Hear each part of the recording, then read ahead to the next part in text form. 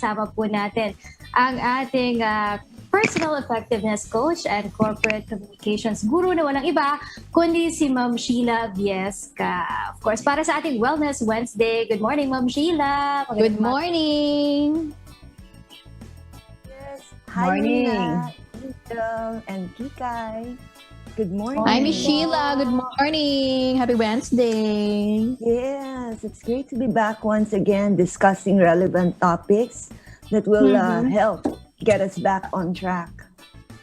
Nako, Miss Sheila, napakaganda nitong topic mo. Career dilemma. To quit or not to quit. That is Alam the mo kasi question. sometimes kasi Miss Sheila, even if you find yourself in the job that you were, anong tawag dito, that you dreamed of, diba, since you were childhood. At some point, you will also find yourself na parang there's no room for improvement anymore. Wala ka ng growth. Diba? Oo. So, what shall I do? Diba? Should I quit or not? Yan, isa sa mga dilemma yan eh. Miss Sheila. That's so true, Angel. That's our topic today, to quit or not to quit. And ang consideration dito is, it used to be that what's important is that we have food on the table, we have food in our mouth, we're able to look after the daily sustenance of our family. But now, at present, we're looking beyond that. We're looking beyond the fulfillment of these immediate needs because there are so many aspects of our life, like yung mental health, friendship, achievements na we realize matter greatly para mapunta tayo dun sa state of happiness or balance that will make us effective in whatever we do. So, ang gagamitin natin ngayon yung if you're familiar with Maslow's hierarchy of needs, ito yung gagawin nating basis in helping our viewers figure out if it is time to quit their job, or baka merong mga elements sa kanilang buhay na kailangan nilang i-quit before they consider leaving their job. Mahirap nga naman kasi talaga yung nagde-decide ka, no? Na right on the spot. Diba? Hindi maganda sa resume mo, hindi maganda sa record. That's so true. At bago mo i-prepare yung resignation letter mo, tanungin mo muna, why should you quit? Bakit ka nga ba kailangan mag-tender ng resignation? Definitely, one reason is that there are aspects of your job that you do not like. Pero sino ba namang tao ang mahal na mahal lahat ng aspeto ng trabaho niya? It's not possible for that to happen every day. Every job has issues. Kailangan lang mabalance natin yung pros and cons. So, meron ka dapat list kung ano yung what will make you stay or what's keeping you in this job and what's prodding you to consider leaving. So, dun sa hierarchy of needs ni Maslow, nauuna dyan yung physiological needs. Kung ano yung kailangan natin physically. Then there's the safety needs. Ano yung makakapagparamdam sa atin that we are in an environment that's safe and secure.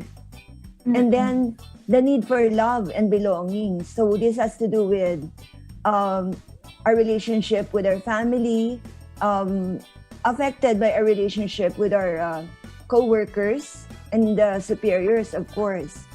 And then, towards the top, yung issue or need for self-esteem. At the end of the day, how do you feel about yourself? How much respect do you have for yourself? Because that will be reflective of the respect that you have for others.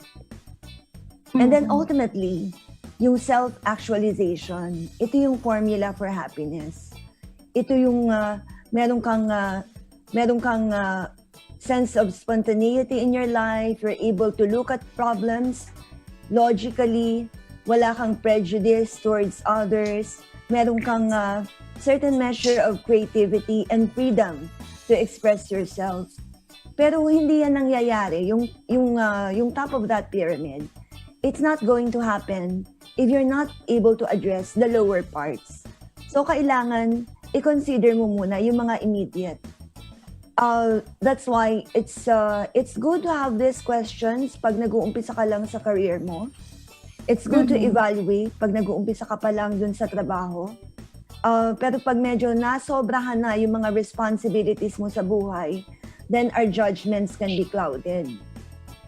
So, yan. So, before I continue, ladies, question for you. At this stage in your career, ano yung pinaka-importanting need na nasusupport ng trabaho nyo? Siyempre, kasama na dyan yung mga nabanggit mo kanina, Miss Sheila, diba? Importante na number one, sabi nga nila, if you love what you're doing, you'll never work in a day. Pero, yun nga, sometimes you would reach a point one way or another na kahit importante yung ginagawa mo or yun talaga yung gusto mo ginagawa mo sa buhay mo. Parang at some point you'd say na parang walang room for improvement dito sa part na to diba? Tapos syempre yung psychological need mo sometimes kasi yung people will find themselves in a dilemma kung number one, hindi na sila happy doon sa mga kasama nila or mismo doon sa environment. So that's also major part of your decision if you're going to quit or not. Kung halimbawa hindi na healthy yung relationship mo with your coworkers, with your boss, 'di ba? Parang toxic na, parang yun na yun. Ako, for me, that's one point na parang, okay, it's time to consider kasi parang I'm not growing anymore as a person. Tapos, ngayon, lalo pa, may pandemya. Diba? Tapos, dagdagan ko pa ba ng katoksikan sa trabaho? Diba? Yung gano'n. Tapos, syempre, number two, financial reason. Diba? If this job is putting money or food on the table, and as long as I'm happy or not, so baka hindi pa ako mag-quit. Diba? Pero yun, I think those are some of the major reasons or factors that you would consider if you find yourself in that situation. Psychological, if you're really happy or not, if there's room for improvement, and of course, yung financial gain mo. Yeah. You mentioned toxic, Angel, no? Yung litmus test dyan, nandun pa nga yan sa physiological Nakakatulog ka ba ng mahimbing pagkagaling mo sa trabaho?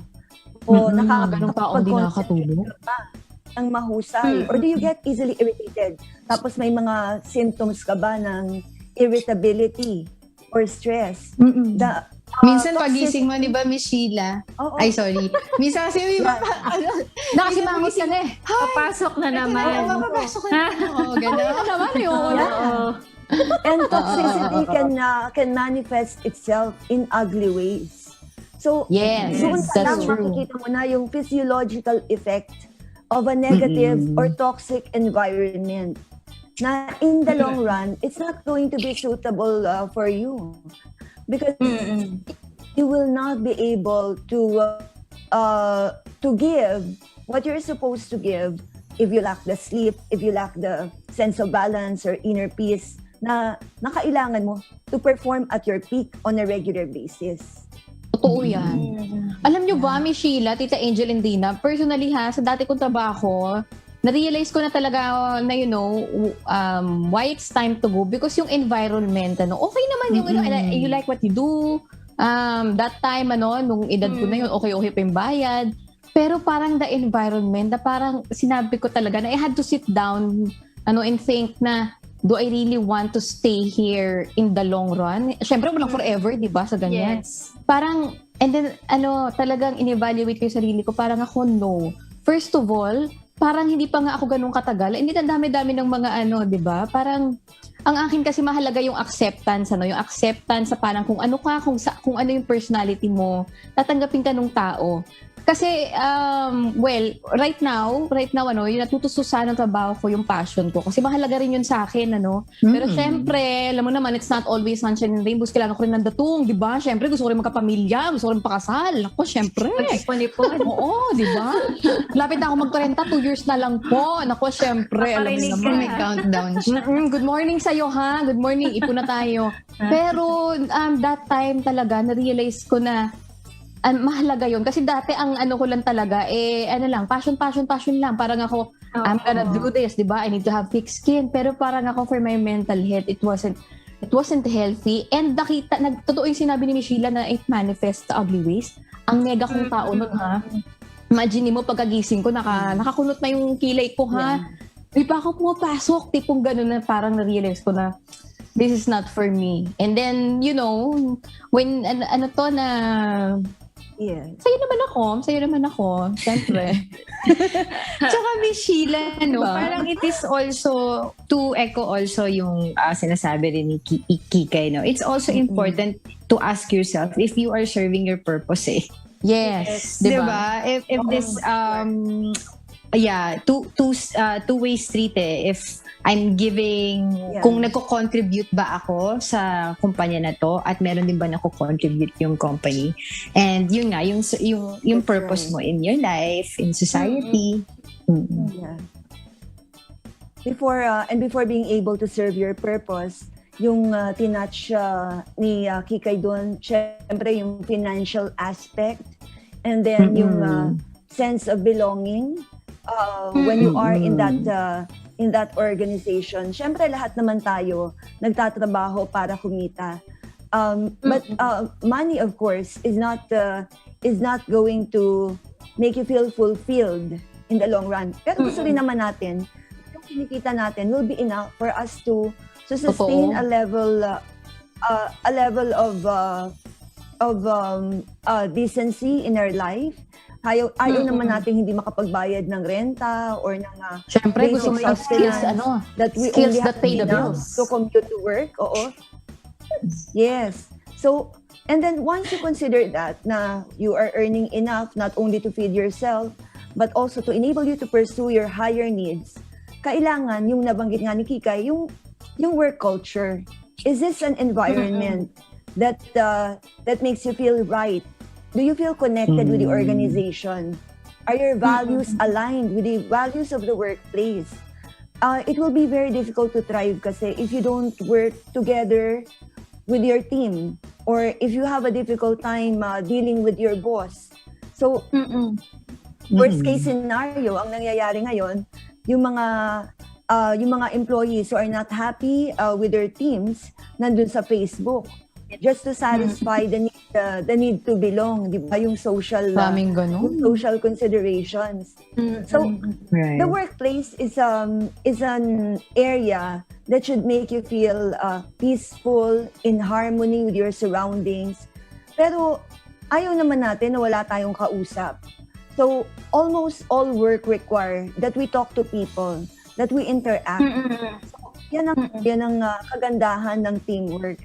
But if you don't feel you belong and you are frowned upon or everybody is talking behind your back, eventually that system will eat you up. Ganun na rin yung gagawin mo. Oo. It's counterproductive. Pangit yung feeling, Oo. Yes. Tama ka dyan, Ma'am Sheila. Go ahead. Yes, Rina. Yung sa akin naman, Ma'am Sheila, I just want to share kasi I started then young, 18 sa sportscasting. But at the stage right now in my life, what I wanted is also self-growth, no? As you've mentioned, yung pinaka-topmost. Parang you wanted to something na out of your box, eh. Parang kasi before I was just doing sportscasting. But eventually, right now, I'm given this break na parang to be able to host a morning show, no? Something new, parang self-growth also for me because I don't want to be stagnant also in myself, di ba? Parang it's a self-fulfillment on your part also na parang you're doing something else more than the sports, di ba? So you're doing something else. And aside from that, yung worthiness mo as a person, you can see also that kapag may growth ka, dun sa iyong career. I also wanted something na, my kids, my future kids will be proud of me when they look at me. Oh, that's my mother, parang gano'n. So something like that, yung for me. Yeah. And of course, yung financial comes in, of course, because we also have to support the family. Totoo ka dyan. Maganda yung point ni Rina, no? Kasi that's what we're looking for. When we talk about the ideal job, it's really about getting to that point na you respect yourself enough, you respect others because of the accomplishments that you have, the recognition that you have that make you feel right being in that situation kasi may mga relevant accomplishments ka.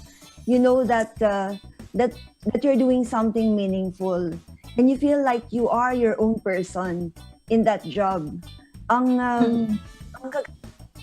it empowers you to achieve more, and that feeling of confidence makes you appreciate the other areas of your life. Ang dami mo palang pwedeng magawa, ang dami palang pwedeng matulungan, ang dami palang opportunities to expand yourself and discover other potentials in you. So we all want that kind of situation. Kaya nag-uumpisa tayo sa mga initial questions. Will there be job security? Maayos ba yung pagpasok ko sa opisina? Masaya ba ako sa trabaho? Because we eventually gain that self-esteem that makes us feel right being in that situation. And then we end up doing right things by making the right decision. Ma'am Sheila, So, Miss Sheila, ay, sige, go ahead, Rina. Go ahead. I just have a question. No? But for us right now, especially yung mga healthcare workers natin in this time of pandemic, you've mentioned about the Maslow's hierarchy, diba? What if they wanted their job, but the thing is that yung safety needs nila, hindi nila na-accomplish yon. So lahat ng nandun sa Maslow's hierarchy of needs, nandun yon, but except for the safety needs, no?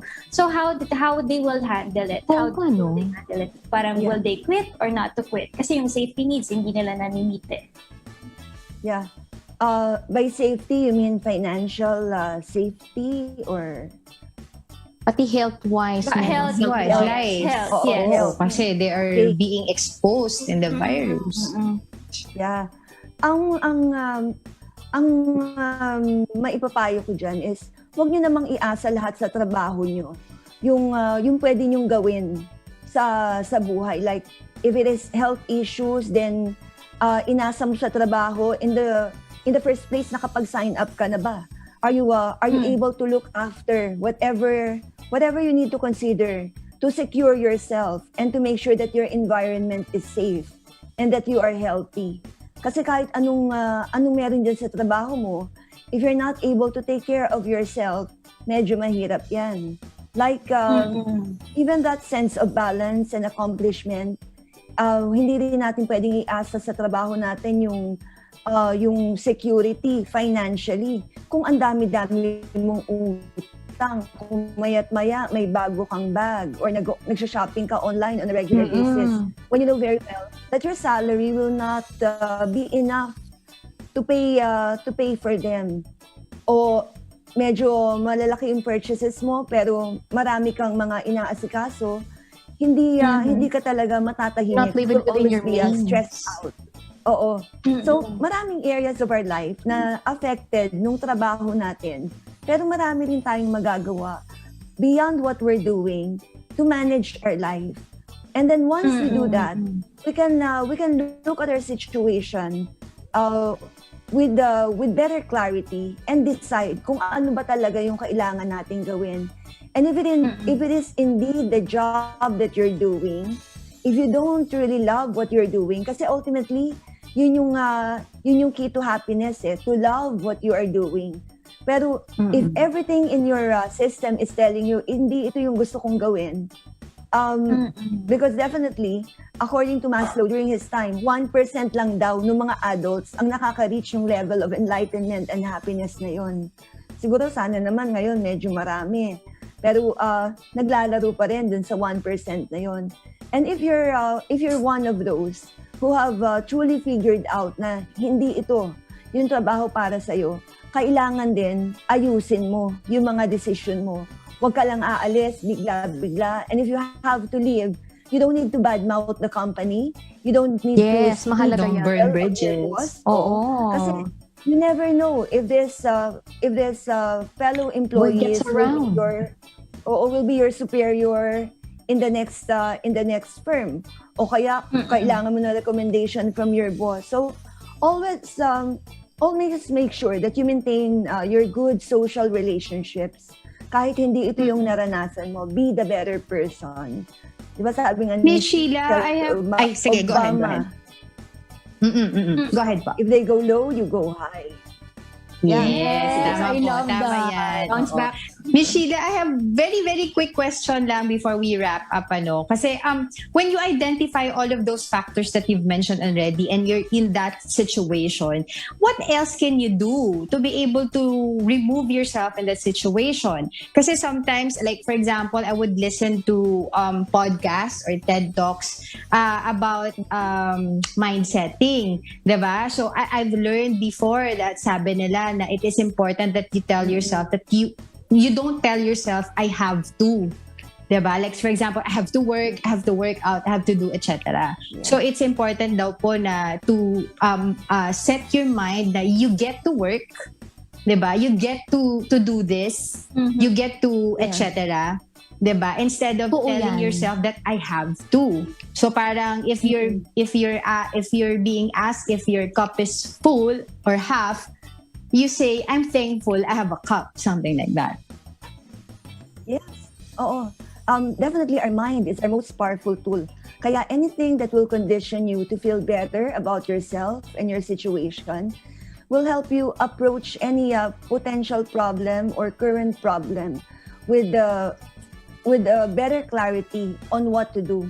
So kung meron kang opportunity to listen to audiobooks or yung podcast that will make you feel better about yourself, allow you to think straight, maganda yun. Kasi kung clouded yung judgment mo, hindi ka makakapag-decide. And maybe that homeostasis, yung sense of balance that we're talking about in the physiological state, hindi yan makukuha sa nakapaligid sa'yo. Internal talaga yan. Iko-condition mo yung sarili mo. Baka meron kang mga hobbies na nakaligtaan. Baka yung social exposure mo pag nagko-commute ka lang or pagdating mo sa trabaho, wala ka ng opportunity to talk to your colleagues and be nice to them. So, apart from those meaningful exposures to positive learning, pwede mong tigilan yung pakikipagchismisan, talking about negativity. Kasama ka pala sa sistema, di ba? Oo. Alam mo naman na wala kang magagawa. Kahit i-decode mo pa ng araw-araw kung bakit siya nagkaganon, that's his own problem. Hindi ka naman HR, di ba? And if there are matters that you can raise with HR, then go for that. And then try to foster good relationships with your colleagues. Kasi if you are indeed in that stage na gusto mo na talagang mag-quit, kailangan naman maganda yung pag-alis mo. Also, do not quit kung wala ka pang potential new job. Exactly. Mahirap yung nababakante, Yes. no? Oo, di ba? Self-esteem Ayun na nga is yun. one of the needs. One of the top needs. Medyo magsasuffer yung self-esteem mo kung naghahanap ka ng trabaho tapos wala kang fallback. That happened to me. It was terrible. Diba? Parang nawawala ka sa parang nawawala ka in the zone, ano? Parang yung parang yung goals mo sa buhay. Exactly, yung focus mo sa buhay parang nalilihis kasi wala kang ginagawa. Sabi mo daw kasi take the leap eh. Yeah. Kasi ang dyan, you don't want to feel empty and desperate. Baka naman yung pupuntahan mo, mas malala pa sa inalisan mo. Kaya kailangan din natin ng balancing act. And when it's time to leave, kasi nakahanap ka na ng mas magandang opportunity that will allow you to be the better person, to discover yung mga potentials mo, meron ka ng magandang opportunity, then be able to talk to your superiors. Kung may kailangan kang i-endorse mo. And if it is needed that you stay for a few more weeks, up to a month, i-consider mo. Kasi mahirap namang umalis sa trabaho na they resent your leaving dahil marami kang naiwan. Hindi, it will also not feel right. But do ask yourself, do I need to quit or not? When you are already being pushed against the wall. Kasi mas maganda mag-open ng panibagong chapter instead of forcing yourself into a chapter na kailangan na talagang tapusin. Totoo, napakaganda na, napaka-deep nun, Miss Sheila, ha? I love it. Gracefully. Oo, tsaka pwede naman kayo maging Just friends, don't- diba? Oo, don't close the book. Just turn the page. Yes. Mag-move on ka na sa next Oo, chapter, chapter. diba? Pero mong kalimutan yung mga nakaraang kwento, of course. Yeah. Thank you, Miss Sheila, ha? Para sa Oo. iba pang mga Yeah, para and sa iba everything pang... Yes. Everything goes in full circle, ha? So, Yes. yeah. So, kailangan talaga yung mga ganyan. Be thankful, be a good person all throughout. To the best of your ability, Great. choose the right path. And you'll never go wrong. Thank you, Miss Yes. Sheila, ha? Para sa ating mga kasangbahay And na, thank you. na gusto pang mag-engage sa mga gantong meaningful discussions, of course, with Miss Sheila. How do they get in touch with you? And ano ba yung inyong mga social media pages ng Talk Shop? Yes, thank you, Kikay. So we have communication and leadership coaching on a regular basis for individuals and corporations. They can reach us at 0917-877-5588, 0917-894-5588, our website, talkshop.ph, and social media pages, Talkshop Consultancy, or they can chat with me at Sheila Viesca on Facebook, LinkedIn, and Instagram. Naka-Instagram na. O, di ba? Yeah, Pwede o, ka nang diba? i-follow ngayon, di ba? Siyempre. Oo. Yes, but in the end, ang ang maipapayo ko dun sa mga nag-consider na umalis or magstay, always be the best person whatever you're doing. There's no excuse. That should never ever be compromised. Whatever you're able to do well, your next move is to excel, and hopefully you land a job that will allow you to do that on a constant basis. Napakaganda nun, ha? I needed to hear that. That was very enlightening, di ba? Thank you, Miss Sheila, ha? I'm sure marami ang nakinabang sa ating topic ngayon, ha? Yay! Should you stay or should you Yeah. go? That is the question. Correct. And thank you very Thank much, you, Miss ladies, Sheila. for your intelligent insights. Angel, Kika, Irina, always a pleasure to be here with you on our Wellness Wednesday. Same here. Siyempre. Thank you. Next time ulit, ha? Gusto ko yung mga ganyang mga usapan natin sa hashtag Thank you Wellness po. Wednesdays. Thank you, Miss Sheila. Take care, Ma'am Bye. Sheila. Thank you.